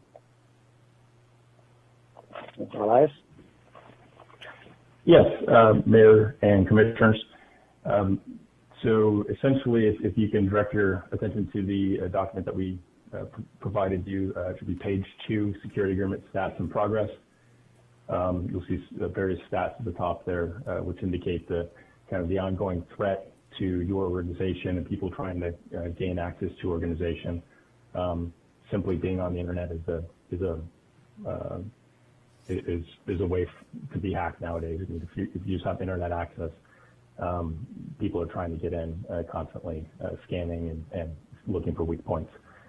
So it's our job to look for those weak points first and address them, and constantly, adjust your network and security so that it prevents people from gaining access to the privileged information that lies within. Just within the last about 30 days, there's been about 399,000 intrusions that were prevented. That's just people trying to get in some form or fashion, with some method, just trying to bang on the door basically to gain access to something inside. Geo-IP filtering is there's 182,000 of those. What that is when people are trying to get to certain parts of the world, trying to access certain things that are with countries that are essentially less reputable. We have quite a few incident response cases that we deal with, and the majority of those are coming from some countries like Ukraine and China and Russia. So just simply blocking some communication from those, or all communication from those, is a good way of reducing your overall attack surface and helping prevent locking down your environment. The other items in there, the gateway antivirus, anti-spyware, botnet filtering, malware blocks, phishing blocks, high-risk URLs blocks. Those are all items related to either email or some domain security or actual inline antivirus security that's preventing people from clicking on the wrong thing, or if they click on it, it prevents it from running and saves their system from being infected. Overall, in the past year and further, we have a progress line there that talks about the different items that we've completed. The cybersecurity insurance policy review is one item that we finished there. That's important to understand. Cybersecurity or cybersecurity insurance is very important to have. Is very important to have if you're in the middle of an incident response, so that you can quickly recover from any sort of security incident or security breach. So having that insurance and be able to rely on them to pay for the incident response teams that need to come in and resolve the issues with you is very key. So I'm glad that you guys have that. I'm glad that we've had a chance to review that. That's one of our biggest items with our customers. Okay, so ongoing risk review monthly. Basically, we're reviewing your environment, looking for anything else that we need to kind of tighten down. We work with users, try to prevent the impact to the users, work with Walt and Kurt and others in the organization to make sure that there's not a major impact to the users' day-to-day life, but we're still locking down things that they may not necessarily even need to have or know that they even have access to. It's the order of least privilege, or principle of least privilege. People should only have access to what they should have access to do their job. The more things that you have access to, if that one person becomes compromised, that can allow a greater impact during a breach. If that person's compromised, it can mean that if you have ransomware, anything that person has access to can be ransomed, and that makes it harder to recover. So that's one way of reducing attack surface, as we say. Computer policy management is another item that we use. We're just setting policies across the board for your various operating systems, and saying, okay, now by default it's set up this way. It's fairly secure, but we're going to lock it down even further and use these policies and baselines that industries use to secure the environment.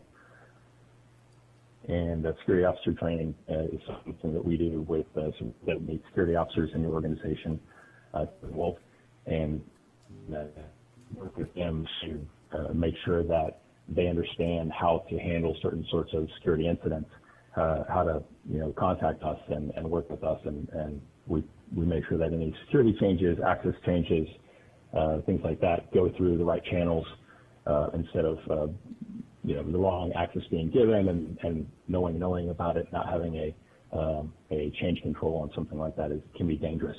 Because then if the wrong people get access to the wrong things, you don't know when you actually have, when you're going to lose that access. Or rather, sorry, when people have access to the wrong things, you don't know when you're going to, if you need that access, you're going to have issues with someone that's trying to hack in. If they gain access to the same thing that you have access to, you're again out of that attack surface issue where too much stuff is too much stuff has been compromised. I'll kind of breeze through the other items there just because for sake of time, if you have any questions about them, please let me know. But the next item there is page 3, security agreement next steps. Cybersecurity training for each staff member using Zoom.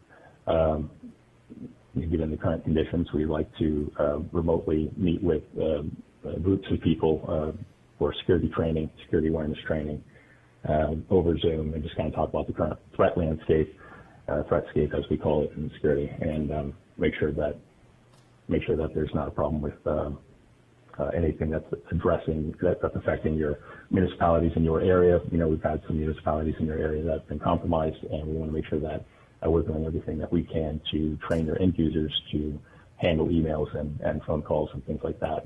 And that's then item 2 is further attack surface reduction, which is just essentially what we were talking about earlier.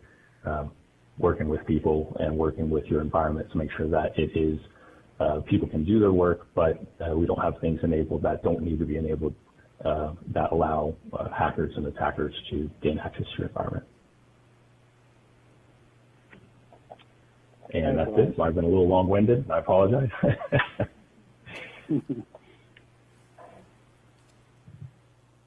Mayor and Commissioners, I just want to make one comment. Elias has even gone through the role of acting like a hacker and trying to mock some hacks into our system to see what the weaknesses are. And so he's done some things like that to try to firm up some of our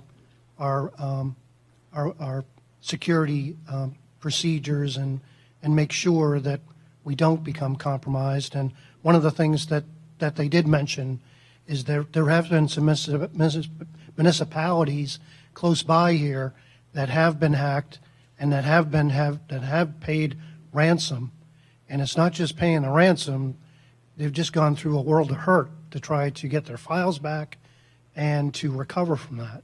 So that's one thing. And as a finance officer, it's one thing you don't want to be is to have files compromised and to go through that. So they are providing good security. They did want to increase the cost or the fiscal impact here, and we pushed them back and told them that we could not do that. So, and they did compromise on that. So I just want to make that comment as well.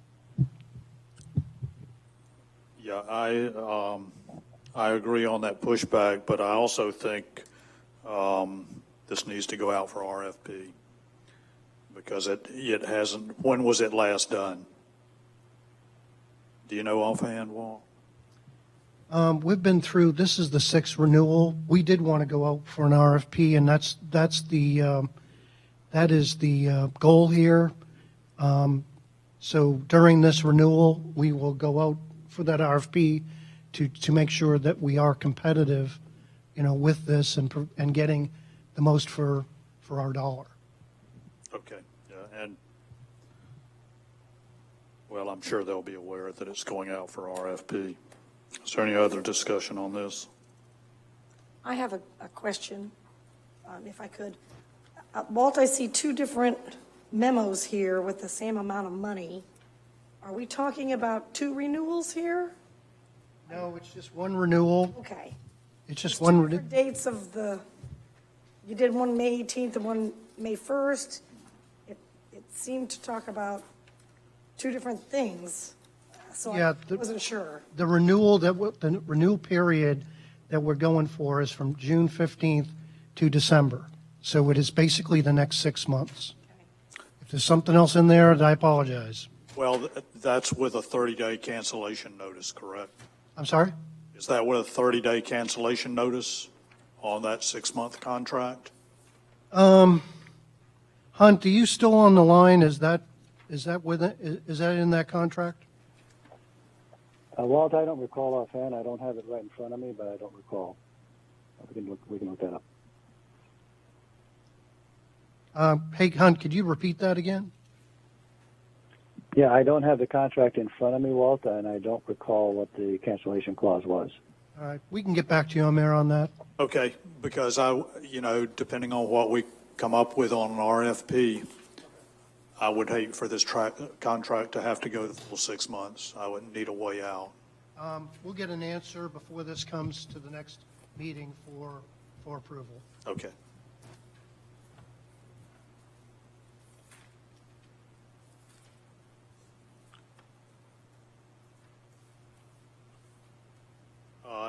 Next for discussion is letter K. Will the clerk read the item, please?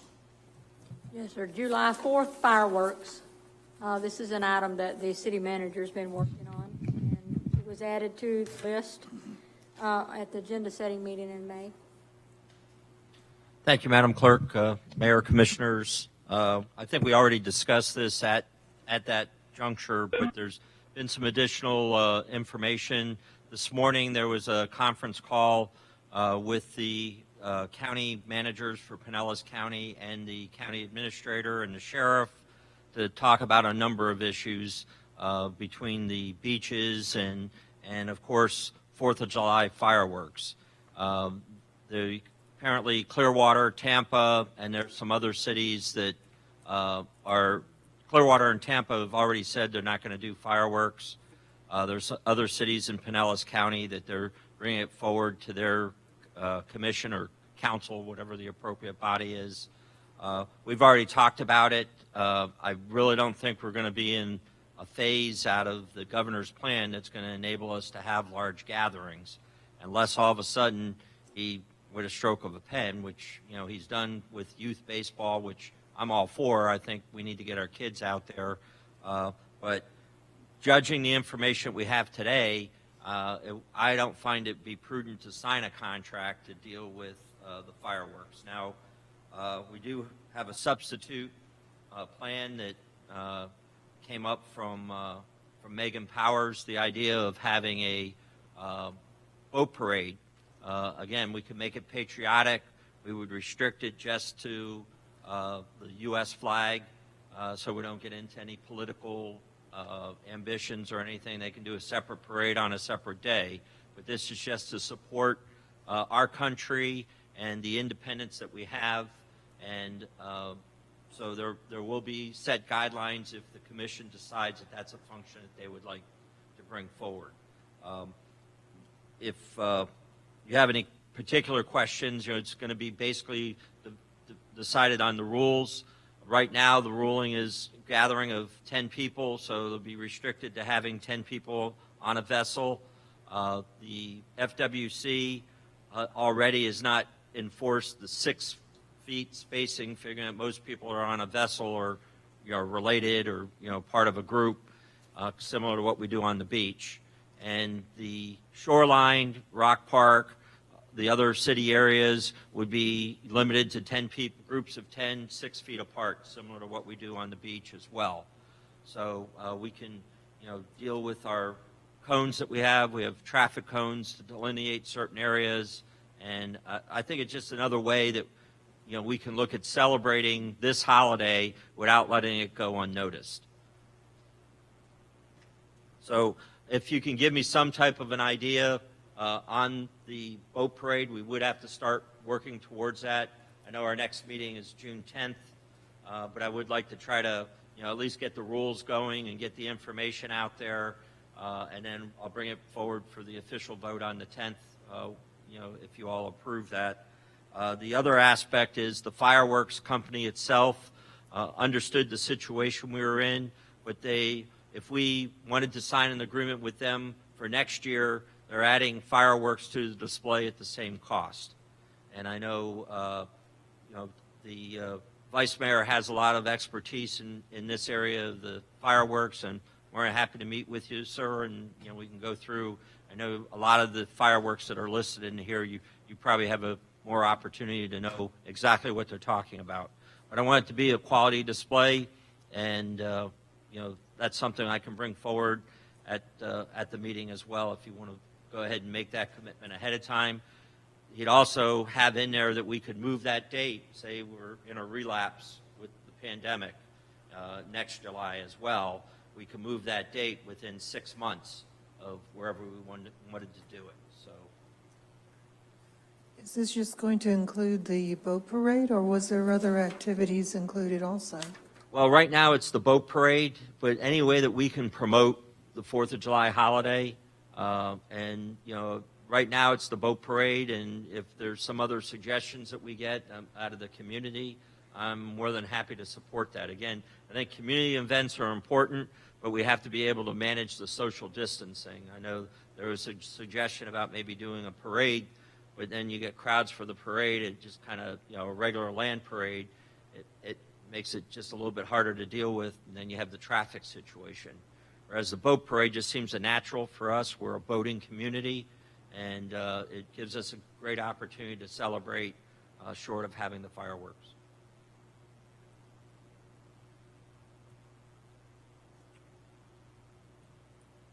Well, I think fireworks itself is probably out for this year.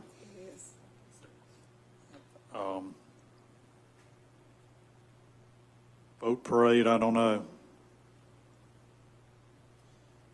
I just have two concerns. How do we keep people on shore 6 feet apart? They're looking at boats. What's the difference between looking at boats and looking at, it seems like fireworks, I can still be in my own backyard, or, you know, I don't know. I don't know if we're pushing people now to the shore, you know, our canals and whatnot. I mean, how are we going to keep people 6 feet apart out here? And another thing, I guarantee you we're going to have some Trump flags, and then we're going to have never Trumpers out there, and water balloons, and who knows what going on. I don't know. Well, and Judging from what I saw the other weekend, I don't want to see any kind of. the fireworks themselves, simply from a financial aspect right now with what we've lost, I just can't see doing it. It's a hard decision to cut something like that out when everybody's looking forward to it, but there are times you got to make those hard decisions, and I think this is one of them where we don't need to spend the money. And a boat parade with all you're talking about, week by week, we're getting closer to a national election, and I don't know if we want to go there with a boat parade for the 4th.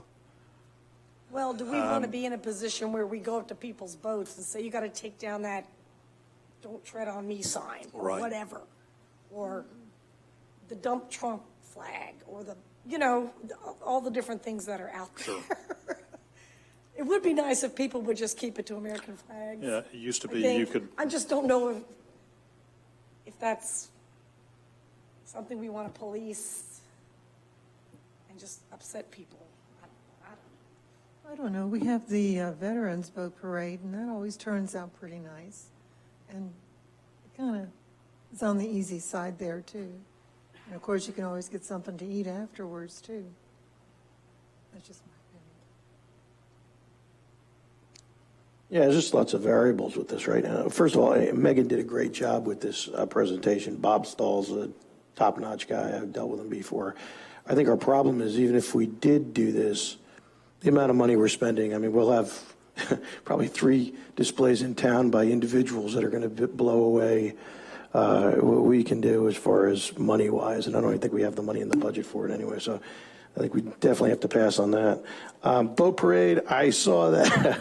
I think we're talking about the same thing, Commissioner Price, is that Trump boat parade the other day. There was, it must have been 400 or 500 boats out there, and it was crazy. So I agree with you. I don't know if bringing people to the shoreline is a great idea or not. I mean, I don't know how much interest we'd bring up. I mean, a lot of people, I think, either go out on their boats just to hang out, or they're on the beach or they're at parties or barbecues or something like that. So I don't know. It's certainly, I mean, we could definitely talk about it again. I don't think it's anything we have to make a decision on tonight, but. Well, it sounds fun, but, I mean, we'd have to have prizes or something. Right, I mean, well, we got a little we'd money have in the to budget for it, but. Give people a reason to, Right, and that's why the entrance fee would go towards those prizes. It'd be like $25, something that's affordable, and, you know, they can light up their boat, and we have different categories, similar to what we do for our Christmas boat parade. Obviously, the flag thing, you know, you're totally right. You know, we can't, you know, we're not going to be able to swim out to a boat and grab their flag, but we could put it in the rules that we're doing, and generally, most, you know, with our holiday boat parade and as Commissioner Hodges mentioned, the Veterans Boat Parade, they do pay attention to that mostly. I won't say it's 100%. Yeah. So if we want to shy away from it, that's fine. And we're just trying to come up with ideas for doing something different. No, I like it. I just think we'll just get a little different animal on 4th of July than we're going to get for the Veterans Boat Parade or the Holiday Boat Parade. It's just a different group of people will be out, and it's, you know, there'll be people shooting fireworks off their boat. There'll be water balloons being thrown at each other. well, that's what It'll be a that. little more ruckus than your normal boat parade in town, I would think. But that's just my guess. So, Mr. Mayor, I'll bring it back up at the regular meeting Well, maybe we can hear from some of our residents on this. So Right. Email us. and let that's us what know I'm saying. I can bring it up at the meeting Yeah. in June, our regular meeting on the 10th, and then, you know, we can either up or down. We're just trying to be thinking of different No, things. I appreciate that.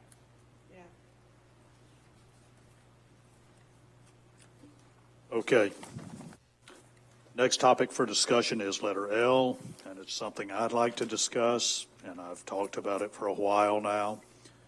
That's the High Drive Marina Storage Facility, incorporating a public works building that was torn down years ago that was at the marina. I talked on when we were campaigning about the need for generating new revenue for the city. This pandemic has shown that that's even more important now, because we will have lost, what, $700,000 was the figure? We've got to generate new revenue. I know there are people out there watching tonight that are against the high dry storage facility. Please, please get on board. We need to do this for this city. We can't look out for a few people in this city at the detriment of the entire city.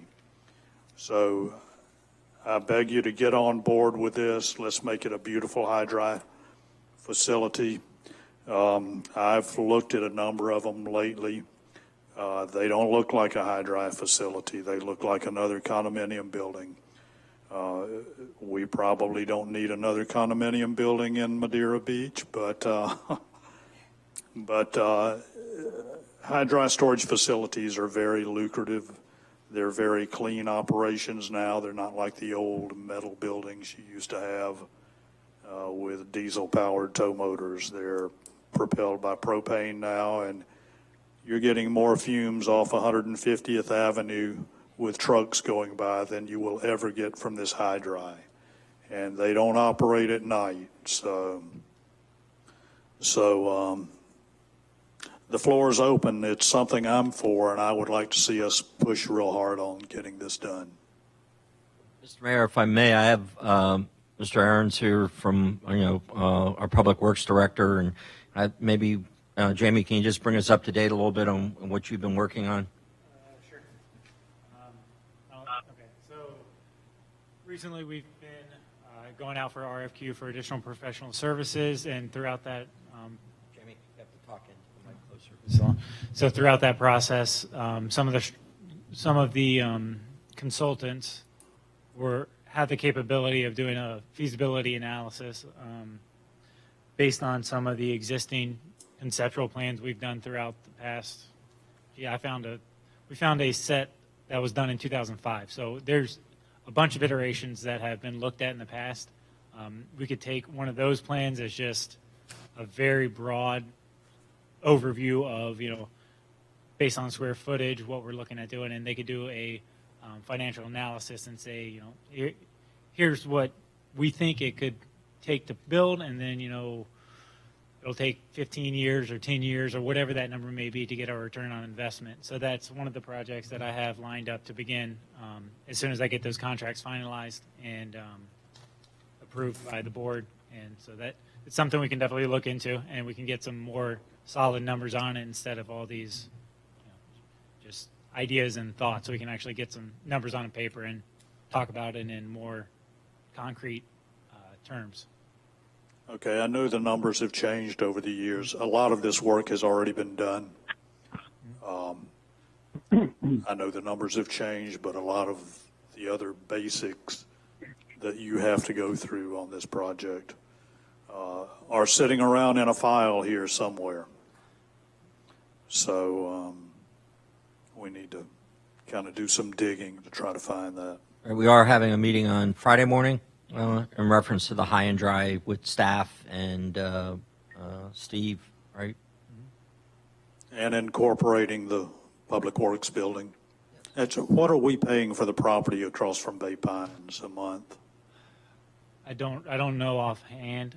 The issue with that is going to be room. I don't believe, regardless, unless we really limit the size of the high and dry facility itself, I don't believe there's going to be enough room on that lot to hold all of the Public Works vehicles. I believe we'll still need to find another place for the sanitation trucks to be kept. Where do you live?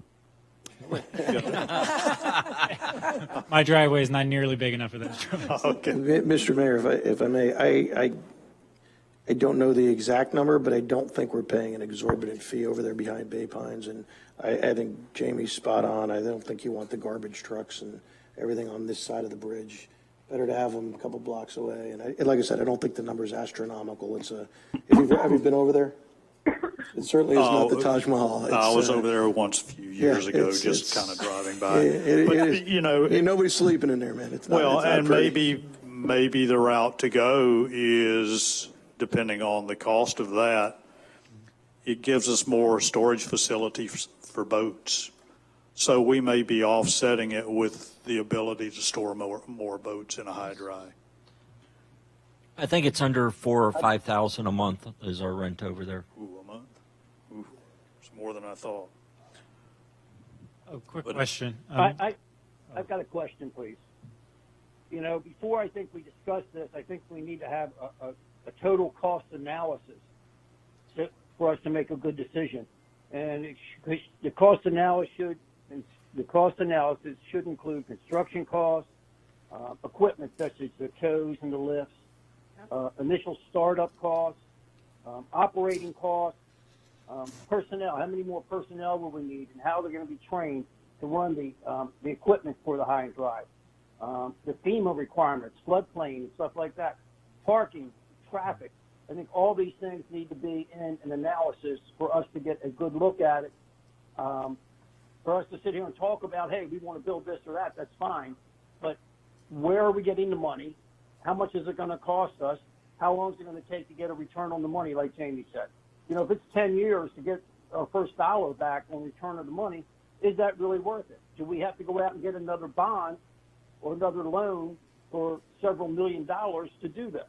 We're not taking care of our infrastructure yet, and we want to spend money on this, and we're going to have to go out and borrow the money. I think we need to be looking at all these factors.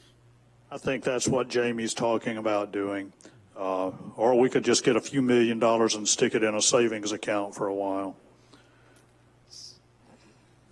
So what I was referring to is that consultant, they had done something very similar up in Tarpon Springs recently. So they have done all, like, the full, looking at the total picture, like Commissioner Douther was speaking of all the operational costs, any kind of additional maintenance, any additional personnel, and all that stuff will be included in the feasibility study that I've got in my head. And that's a public facility in Tarpon. Yes. And I'll be meeting with the Tarpon Springs mayor tomorrow, so Okay. that'll come up. Is there any other input on this before I move on? Restaurant? Well, on the high Part of dry, it? on the high dry. Oh, sorry, I didn't know it was a separate number, okay. Okay. Nope. We'll move on to letter M, which is another topic for discussion that I'd like to talk about, and that is a restaurant at the marina. The marina building, when it was built, structurally it was built to hold another floor. And I have had two different restaurant owners in the area that said they would love to put a restaurant there, that they will foot all the costs for it, and the city will generate revenue off it. And both restaurateurs own high-end restaurants. They're very nice facilities. I've done a lot of traveling in the state on the water. Most every marina I've stopped at, both municipal and private, have had restaurants. And when you have transient boaters coming through, they choose their marinas based on whether or not they have a restaurant, whether or not they have fuel docks. So not only will it be a good facility for the local folks to be able to go and have a great view out the top of that marina building, because that looks right out onto the intercoastal, but it's going to generate even more revenue simply with the transient boaters. You have these big boats coming in buying 250, 300 gallons of fuel at a time. So there are a lot of intangibles that you get as far as generating revenue for the city, other than just a place for people to go eat dinner. So I'd like to see us talk to these restaurateurs and see what they've got to offer the city. And this is something I think we can get done with little to no expense to the city.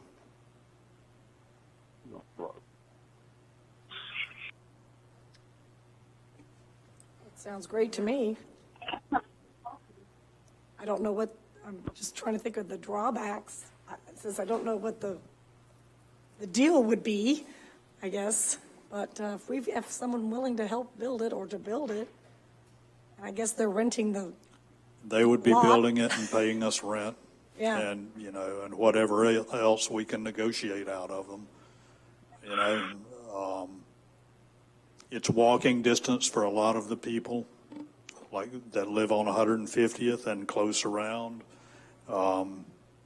So you can generate a lot of business simply by walking traffic. You've got a new hotel here. Yep. So there's, I think it's a good endeavor for the city. I don't know how the rest of you feel about it, but it's something I'd like to see us pursue. And Anything that generates revenue with a minimal cost, I am 100% on board with. we've got to generate revenue. Again, I want to stress that to people that are against anything going on in Madeira Beach. We've got to generate revenue. I hate to see what's going to happen this October when we're going over budget, and I'm quite sure you're probably going to see millage rate go up again. I hope not, but that's a possibility. We've taken a $700,000 hit now. Hopefully we don't have red tide or,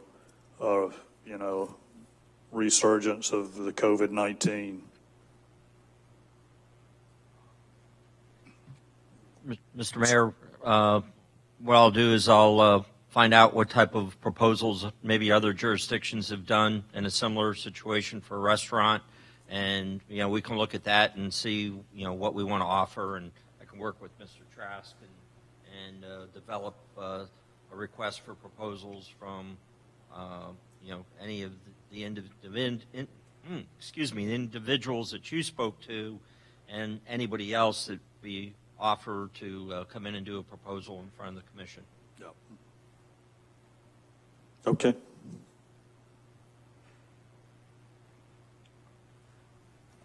City Manager, do you have anything else you'd like to discuss? Just about 3 or 4 things, and I'll be very brief. I distributed before the meeting to each of you a proposed budget calendar with the dates. It is kind of important we get back on track with our budget. Our staff has already provided numbers that we're reviewing, from the capital budget to the regular operational budget. Obviously, there's input that we want from the commission as we move forward as well. So, there's some dates in there that allow that. None of these are etched in stone right now, so if you already have a vacation plan or something, just let us know when you look at the dates, and we'll rearrange that. Now, my understanding, the color coding, the brown or tan colors that are on there, those are open dates that we can move around, whatever fits the commission. Some of those dates that are in yellow are dates that the state mandates or the county mandates, or we're getting certain information from them. The key thing is September. There's a formula that we have to figure out for our